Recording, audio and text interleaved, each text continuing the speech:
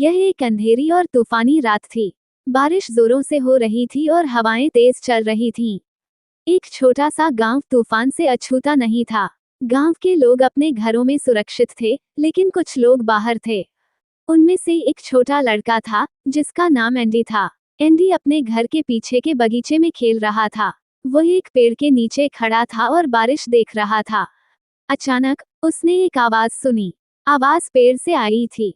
Andy ने ऊपर देखा और देखा कि एक आदमी पेड़ पर बैठा है। आदमी का चेहरा काला था और उसके बाल लंबे और सफेद थे।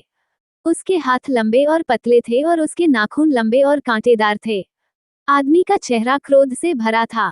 उसने एंडी को देखा और कहा, मुझे तुम्हारा खून चाहिए। एंडी बहुत डर गया। उसने भागने की कोशिश की, लेकिन आदमी बहुत तेज था। उसने एंडी को पकड़ लिया और उसके गले पर दांत गड़ा दिए। एंडी चीखता रहा, लेकिन कोई सुनने वाला नहीं था। आदमी ने एंडी का खून पिया और फिर वह गायब हो गया। एंडी को बचाया नहीं जा सका। उसका शरीर पेड़ के नीचे पड़ा मिला। उसके गले पर दांत के निशान थे। गांव के लोगों को बहुत दुख हुआ। उन्होंने एंडी का अंतिम संस्कार दिया और उसके लिए प्रार्थना की। लेकिन एंडी की मौत अभी भी रहस्य थी। कोई नहीं जानता था कि आदमी कौन था और वह कहां से आया था। एंडी की मौत के बाद गांव के लोग बहुत डर गए। वे रात में या फिर तूफान में बाहर जाने से डरते थे। वे सोचते थे कि वह डरावना आदमी फिर से आ सकता है और उन्हें भी मार सकता है। लेकिन कोई भी कुछ नहीं कर सका क्योंकि वह डरावना आदमी बहुत शक्तिशाली था। आए दिन गांव में कोई न कोई व्यक्ति गायब हो रहा था, या फिर उसकी मृत शरीर खेतों या फिर पेड़ के पास मिलती थी। एक दिन एक बूढ़ी महिला गांव में आई। उसने गांव के लोगों को बताया कि वह एक जादूगर है। उसने कहा कि वह उस डरावने आदमी को ढूंढ सकती है और उसे मार सकती है। गांव के लोग बहुत खुश हुए। उन्होंने बुजुर्ग महिला से मदद करने के लिए कहा। बुजुर्ग महिला ने उस पेड़ के पास जाकर संस्कृत में मंत्र पढ़ा। मंत्र के प्रभाव से पेड़ सूख गया और गिर गया। पेड़ के नीचे आदमी का भी शव पड़ा था। ये वही था जो पिछले कई महीनों से गांव के लोगों का खून चूस रहा है और उन्हें मार रहा है। बुजुर्ग महिला ने आदमी के शरीर को जादुई मंत्र से जला दिया। उसने गांव वालों को बताया कि यह आदमी एक पिशाच था। पिशाच एक प्रकार का भूत होता है जो इंसानों का खून पीता है। बुजुर्ग महिला ने कहा कि अब गांव के लोग सुरक्षित हैं। गांव के लोग बहुत खुश हुए। उन्होंने बुजुर्ग महिला को धन्यवाद दिया। बुजुर्ग महिला अब उसी गांव में रहने लगी और आसपास के दूसरे गांव में भी जाकर वहां के भूत पिशाचों को मारा करती थी। बुजुर्ग महिला ने जब से उस डरावने आदमी को मार दिया, उस समय से गांव में सभी लोग सुरक्षित थे। लेकिन चुड़ैल पता नहीं कहां से एक चुड़ैल गांव में आ गई थी।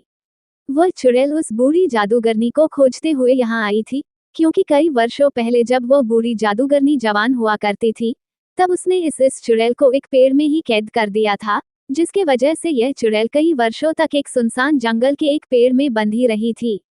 इसलिए उस चुड़ैल ने उस जादूगरनी महिला को मारने की प्रतिज्ञा ले रखी थी। इसलिए वह चुड़ैल जादूगरनी को खोजते हुए इस गांव में आई थी। वह एक शक्तिशाली चुड़ैल थी और उसने जल्दी ही गांव के लोगों को अपने वश में कर लिया। उस चुड़ैल ने गांव वालों को गुलाम बना लिया और उन्हें कठोर परिश्रम करने के लिए मजबूर कर दिया। गांव के लोग बहुत दुखी और पीड़ित थे। हर हफ्ते गांव के किसी एक व्यक्ति को चुड़ैल अपने भोजन के लिए मारकर खा लिया करती थी। गांव वाले चुड़ैल से मुक्त होना चाहते थे, लेकिन वे कुछ नहीं कर सकते थे क्योंकि वह बहुत शक्तिशाली थी। लेकिन जादूगरनी की पिशाच को पकड़ने के लिए कई महीनों से गायब थी। एक दिन वो बूढ़ी जादूगरनी गांव में लौटी। वह जिस पिशाच को पकड़ने गई थी वह बहुत ताकतवर था और महिला अब बूढ़ी हो चुकी थी। इसलिए 3 महीनों से बूढ़ी महिला दिन रात उस पिशाच से लड़ती रही, जब जाकर उस जादूगरनी ने पिशाच को मारा। इस लड़ाई से जादूगरनी बहुत थकी हुई थी, इसलिए जब वह गांव आई तो चुड़ैल ने उस पर आक्रमण कर दिया और बूढ़ी जादूगरनी कुछ नहीं कर पाई और उसकी हार हो गई और चुड़ैल ने उसे मार दिया। बीतने के बाद गांव में एक पंडित आए, क्योंकि उन पंडित को पता था कि इस गांव के लोग भगवान पर विश्वास नहीं करते हैं, इसलिए इन्हें समय समय पर कोई बुरी शक्ति अपने नियंत्रण में ले लेती हैं और परेशान करती हैं। इसलिए गांव वालों की मदद के लिए पंडित जी बहुत दूर बनारस से यहाँ आए थे। पंडित जी जैसे ही गांव में कदम रखा, चुड़ैल को डर लगाने लगा, उसकी शक्तियां कमजोर होने लगी। पंडित जी गांव के चौपाल में पहुंचकर सभी गांव वालों को एकत्रित किया और उन्हें बताया कि वह पूरे गांव को हमेशा के लिए भूत प्रेत और चुड़ैलों से मुक्त कर देंगे। गांव वालों ने इसका उपाय पूछा तो पंडित जी ने बताया कि यार 1 किलोमीटर की दूरी में एक हनुमान जी का मंदिर बनाओ और वहां सुबह शाम आरती और धूप दीप करो। इसके अलावा जब भी तुम्हें लगे कि चुड़ैल तुम्हारे आसपास हैं तो हनुमान जी का चालीसा पढ़ो, वह तुम्हें छू भी नहीं पाएगी। चुड़ैल पंडित को मारना चाहती थी लेकिन वह कुछ भी नहीं कर पा रही थी।